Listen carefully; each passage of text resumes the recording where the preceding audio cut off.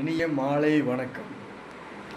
இப்போ பார்த்தீங்கன்னா, நம்ம மனசு, மூளை வந்து பார்த்திங்கன்னா கிரிமினலாக சிந்திக்கி, அது நம்மளுக்கு தேவையில்லைங்க. மனசு என்ன சொல்லுதோ அதை பிரகாரம் நம்ம நடந்துட்டோம்னா ரொம்ப சந்தோஷமாக இருக்குது. இன்றைக்கி நீங்கள் என்ன நினைக்கிறீங்க? சினிமா பார்க்க போகணும்னு நினைக்கிறீங்களா? சந்தோஷமாக போங்க.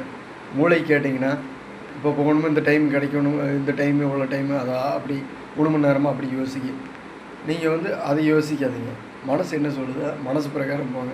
இதிலூண்டு வாழ்க்கை, அழகான வாழ்க்கை, சந்தோஷமாக, நிம்மதியாக, ஆரோக்கியமாக நம்ம வாழ்ந்துட்டு போகலாம். அதில் ஒன்றும் தப்பு இல்லை. நீங்கள் இப்போ டக்குன்னு ஒரு ஆத்தங்கரைக்கு போனீங்கன்னா ஒரு மனசு நிம்மதி கிடைக்கி. ஒரு பூங்காவனத்துக்கு போனீங்கன்னா மன நிம்மதி கிடைக்கி.